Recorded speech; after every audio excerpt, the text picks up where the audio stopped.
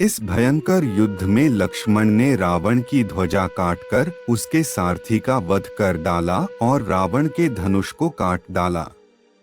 साथ ही विभीषण ने भी अपनी गदा से रावण के रथ के घोड़ों को मार डाला।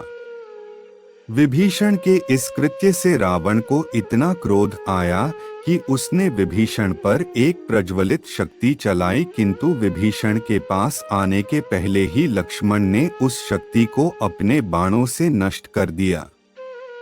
इस पर अत्यंत क्रोधित होकर रावण ने विभीषण पर ऐसी अमोघ शक्ति चलाई जिसका वेग काल भी न सह सकता था।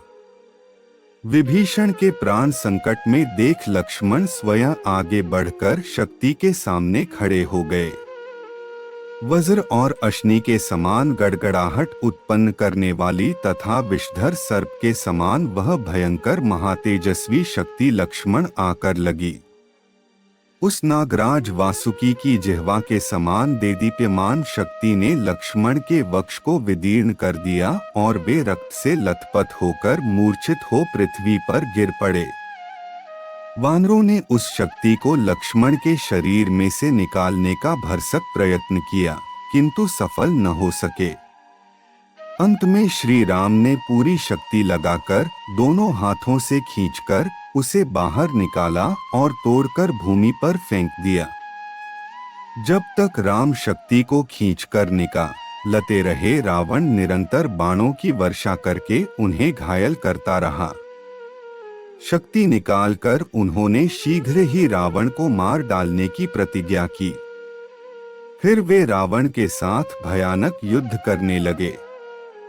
जब रावण उनके बाणों को न सह सका तो वह घायल होकर रणभूमि से भाग गया।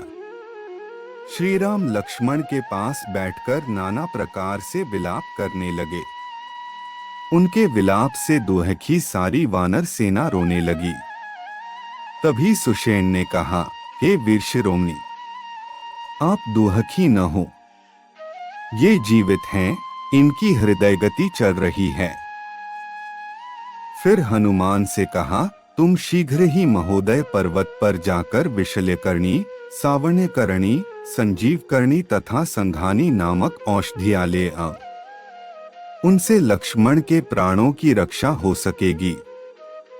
सुषेण के निर्देशानुसार हनुमान तत्काल महोदय गिरि पर जा पहुँचे, परंतु इन औषधियों की पहचान न होने के कारण उस शिखर को ही उखाड़ लाए जिस पर अनेक प्रकार की औषधियों के वृक्ष उग रहे थे।